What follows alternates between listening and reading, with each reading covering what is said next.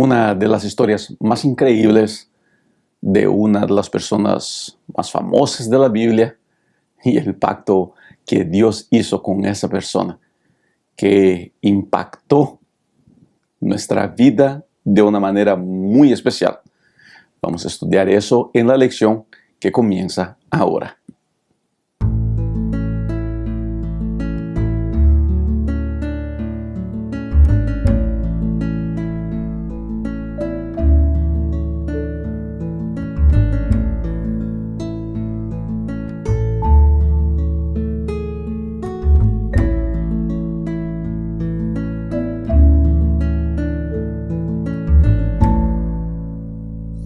Muy bienvenido una vez más al estudio de la lección de Escuela Sabática. Estamos en la lección de número 4, el título, Un pacto eterno. Y comenzamos lógicamente con el verso para memorizar que dice así: Y estableceré mi pacto entre mí y ti, y tu descendencia después de ti en sus generaciones, por pacto perpetuo, para ser tu Dios y el de tu descendencia después de ti. Génesis 17, el verso 7. Semana pasada estudiamos el pacto de Dios con Noé. Vimos que el diluvio fue un intento que Dios hizo de corregir las cosas, ¿no? De hacer con que las cosas volvieran a estar bien, a estar bajo el rumbo correcto, pero pues el ser humano comenzó a perderse una vez más. Y entonces de esta vez Dios hace un pacto con Abraham. Hay mucha cosa interesante en el estudio de esta semana. Los nombres que van a aparecer, el cambio de nombre de Abraham, todo eso en la cultura bíblica tiene un impacto muy grande, tiene un peso muy especial. Usted que ya es maestro de escuela sabática sabe de eso. Usted que está comenzando su estudio de la Biblia, pues va a aprender un poquito más sobre eso. Ahora, lo más importante de la lección de esta semana es cómo el pacto de Dios con Abraham impacta nuestra vida hoy día. Todo lo que nosotros tenemos y recibimos de las manos de Dios tiene mucho que ver con el pacto de Dios con Abraham. ¿Está bien? Así que comencemos el estudio de hoy día porque hay mucha cosa para estudiar. La lección del día domingo va a estudiar el nombre de Dios, Jehová, o como dice la lección, Yahvé. Ese nombre, Jehová, Yahvé, viene del tetragrama. Espero estar diciendo bien en español. Nunca había dicho esa palabra en español. En portugués se dice tetragrama. El tetragrama sagrado. Las 4 letras que forman el nombre de Dios. Y, H, W, Y. A esas 4 letras hacen el nombre de Dios. Se intenta decir ese nombre y suena algo parecido a Yahvé, que es de donde nosotros traemos o sacamos Jehová. Yo me acuerdo en la universidad que el profesor Rubén Aguilar nos enseñaba de que era Yahvé mezclada con la palabra Adonai, que de donde salía Jehová. Si es verdad o no es verdad es muy difícil decirlo, pero me parece muy bonito, ¿no?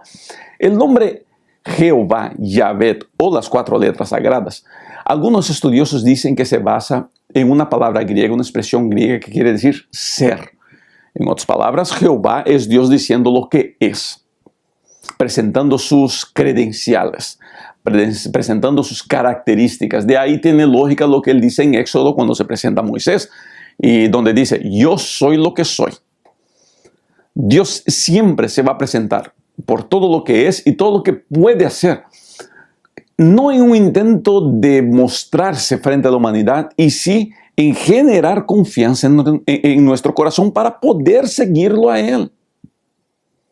Y de ahí es la pregunta que yo le quisiera hacer, y quiero sus comentarios, quiero su respuesta en los comentarios a partir de ahora. Y la pregunta es esta: de las características que tiene Dios, porque Él en Jehová presenta varias características.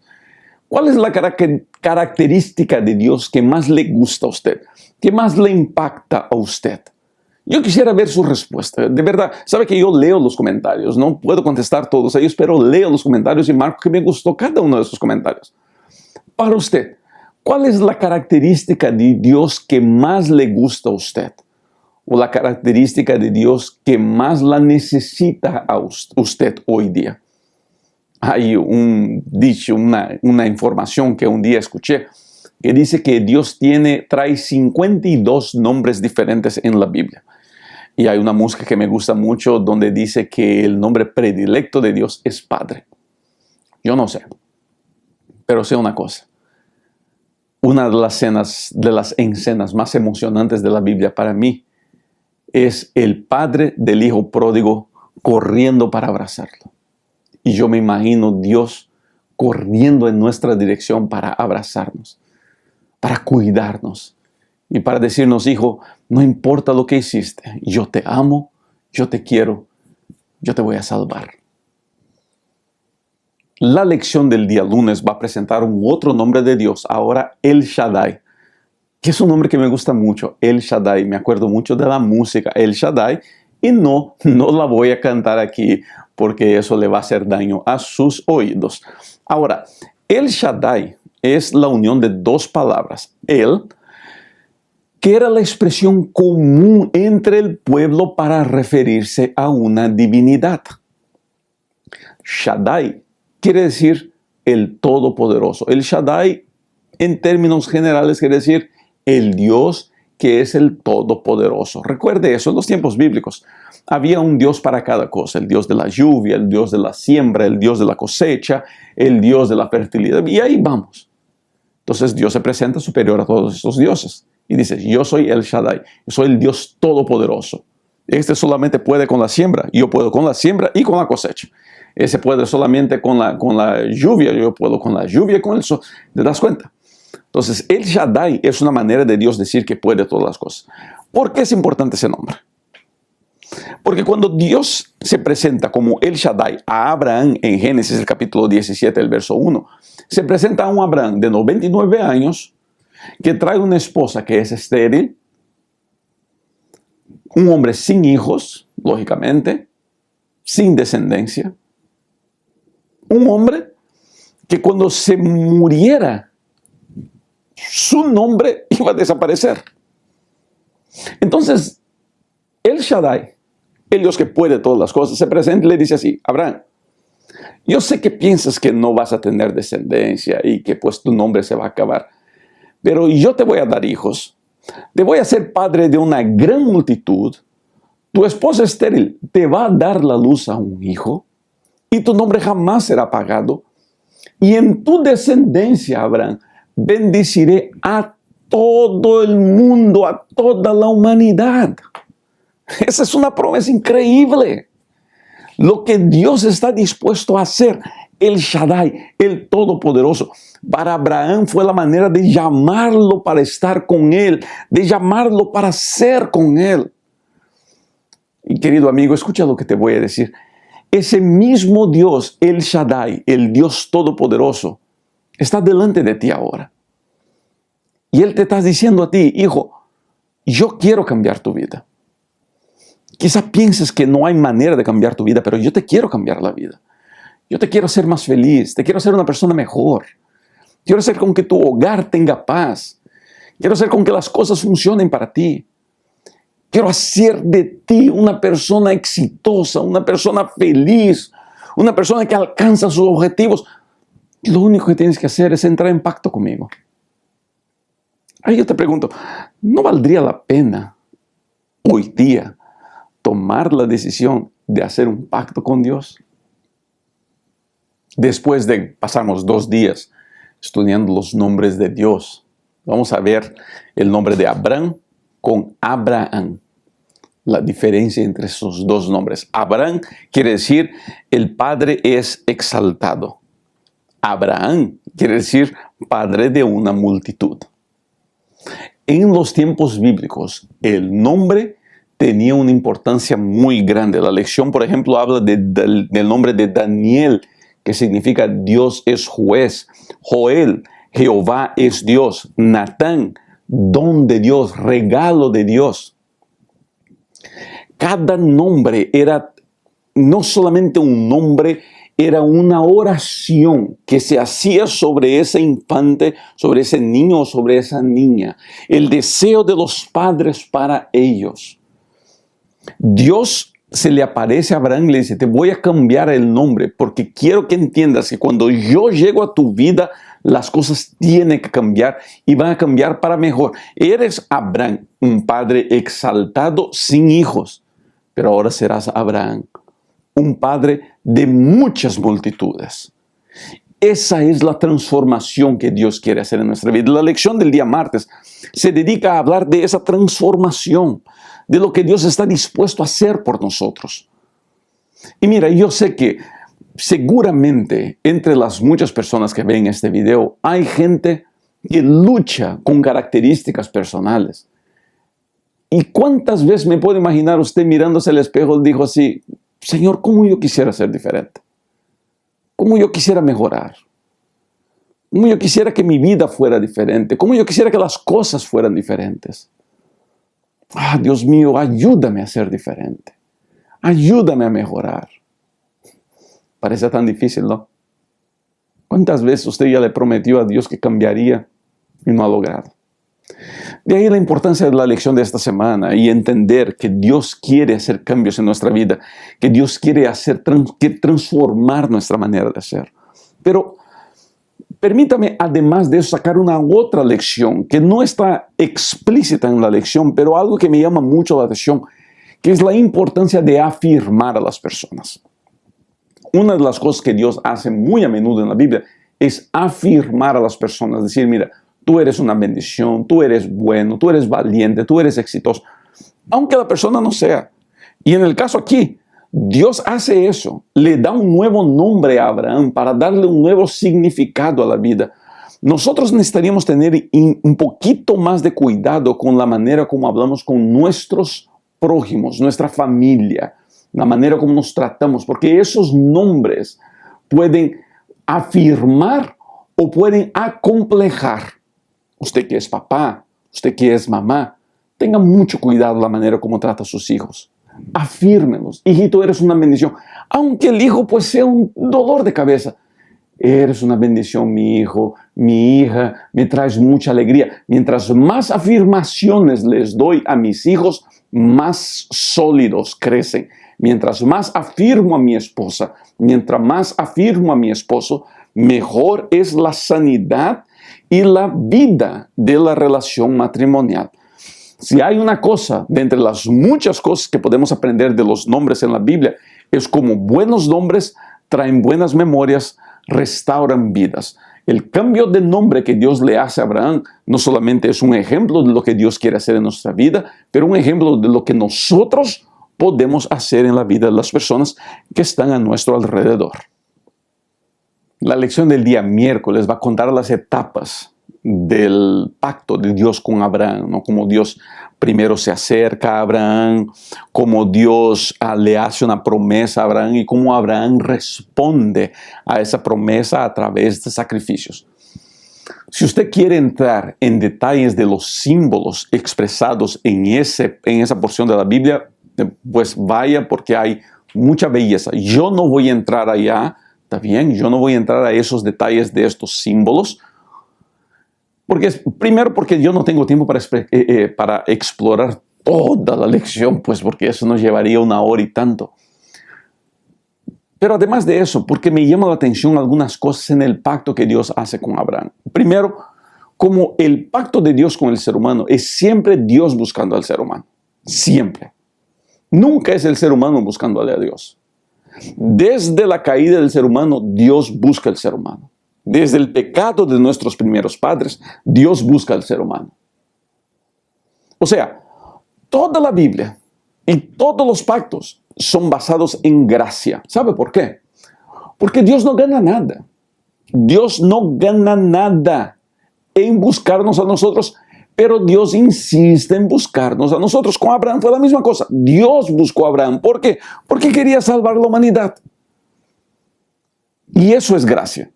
Otra cosa que se revela en las etapas del pacto es que Dios quiere salvar lo máximo posible de personas. Mire, hay una escuela de teología que se llama universalismo. Yo siempre hablo eso y la gente como que no le cuesta un poquito entender. Universalismo es la idea de que al fin todo mundo se va a salvar. Yo no creo en el universalismo, y en especial porque el libro de Apocalipsis yo entiendo que dice que habrá gente que se va a perder. Pero estos días hablaba con un maestro de teología que es un buen amigo mío y le comentaba, ¿no?, de esas ideas, de cómo había leído el libro de un autor que dice que creía en el universalismo y cómo él mostraba a través de textos bíblicos que al fin Dios salvaría a todo el mundo. Y decíamos, pues, no creemos en eso. Y el profesor me dice así: Rubén, no creemos en el universalismo, pero deberíamos querer creer. Deberíamos querer creer que la gente se va a salvar, que Dios va a salvar a todo el mundo. Y él me decía con tristeza, por veces me da la impresión de que nosotros en la iglesia queremos que algunos se pierdan para probar nuestro punto.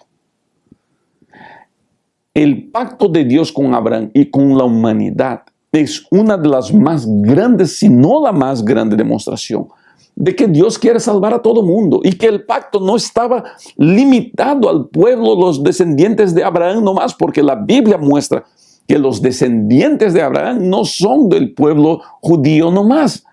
Los descendientes de Abraham son todos los que viven la fe de Abraham. Entonces, el pacto de Dios con la humanidad nos muestra gracia, nos muestra el deseo de Dios en salvar a la humanidad y muestra que Dios sencillamente no gana nada. ¿Sabes lo que me está encantando en esta lección? Es ver cómo nosotros no tenemos nada para ofrecerle a Dios y aún así Dios nos busca. ¿Sabe qué quiere decir eso? Eso quiere decir que usted, querido amigo y querida amiga, usted es más especial de lo que se puede imaginar. Quizá no lo sienta. Quizá usted piense que usted es un cualquiera, un pobrecito o alguien que nadie pone cuidado. Nadie le hace caso. Dios lo ama. Dios lo quiere. Dios la ama a usted. Para Dios, usted es muy especial. Y solamente ese pensamiento es suficiente para salir adelante y tener una semana muy bendecida. En la lección del día jueves, vamos a hablar sobre las obligaciones del pacto. Por veces nosotros no entendemos bien esto. Por veces pensamos que si yo no obedezco, y aquí creo que la lección comete un pequeño error. Por veces creemos que si yo no obedezco, Dios no cumplirá su parte en el pacto. Si eso fuera verdad, estaríamos todos perdidos. Porque nosotros no obedecemos al pacto. Nosotros fallamos todos los días. Nosotros somos seres humanos fallos. Somos seres humanos pecadores. Somos seres humanos que fácilmente nos olvidamos de lo que Dios es y hace en nuestra vida. Si el cumplimiento del pacto de Dios dependiera de nuestra buena obediencia, pues estaríamos todos perdidos, gente. Ahora, no estoy diciendo viva como usted quiera, que Dios... No es eso. Es bueno ser bueno. Y debería ser una búsqueda en nuestra vida, querer vivir una vida justa y correcta. Yo busco ser un buen papá, yo busco ser un buen esposo, busco ser un buen pastor, aunque cometo mis errores. Entonces es bueno cuando alguien dice así: yo voy a dejar de tomar. Pues, gloria a Dios. O yo voy a dejar de fumar. O yo ya no voy a traicionar a mi esposo o a mi esposa. Pues alabado sea Dios. Pero entienda, por favor, nuestra salvación, el amor de Dios para con nosotros y el pacto de Dios con nosotros no depende de que yo haga o deje de hacer cosas. El pacto de Dios con Abraham es una clarísima demostración de gracia. Dios no gana nada.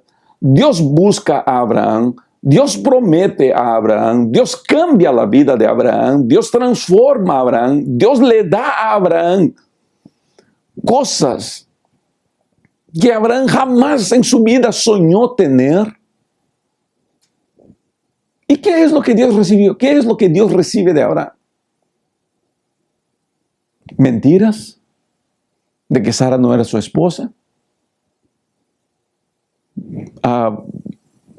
intentar arreglar por sus propias manos teniendo un hijo con su esclava. Eso es lo que él recibe. Entonces, se da cuenta, si dependiera de la perfección de Abraham, Abraham no tendría nada de eso. Él tuvo todo lo que tuvo por la gracia. Ahora, Abraham sí fue un hombre de fe. Y yo veo en la Biblia cómo Abraham buscó vivir de la manera más correcta posible. Así que, querido, viva de la manera más correcta que usted puede. El problema es que cuando yo me enfoco en mis acciones, tarde o temprano me doy cuenta de que yo no puedo vivir una vida perfecta. Y es aquí el problema. Porque cuando yo me doy cuenta de que no puedo vivir una vida perfecta, yo dejo de preocuparme conmigo. Y para esconder mis imperfecciones, comienzo a atacar a mis vecinos, comienzo a atacar a mi prójimo, comienzo a juzgar. Por eso es que la vida religiosa de mucha gente es vigilar a los demás para esconder su propia vida, sus propias fallas. El pacto, la única obligación en el pacto que tienes es aceptar. Aceptar a Cristo, aceptar a Dios. Haz eso y estarás cumpliendo el pacto. La lección de esta semana muestra qué es lo que Dios quiere hacer en nuestra vida. Transformación, bendición. Dios quiere hacer tanta cosa en nosotros. Lo único que tenemos que hacer es aceptar. Es decir, Señor, aquí estoy. Querido, la invitación que te hago hoy día es acepta lo que Dios tiene para ti.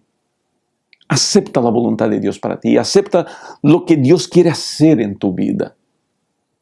Quizá hoy día, cuando te mires a ti, yo me imagino que Abraham, cuando escuchó todo lo que Dios le dijo, pensó así: ¿cómo seré yo padre de una nación, de una multitud, si no puedo tener hijos con mi esposa? ¿Cómo es posible eso? Y me imagino que muchas veces, porque yo por veces me miro al espejo a mí, digo, ¿cómo que Dios quiere que yo haga eso? Yo no tengo condiciones. Así que me imagino que usted también pasa por eso. ¿Será que yo tendré condiciones de tener esa victoria? Usted tendrá, porque Dios quiere hacer eso en usted. Y Dios lo va a bendecir. Y usted, querido amigo y querida amiga, será grandemente victorioso.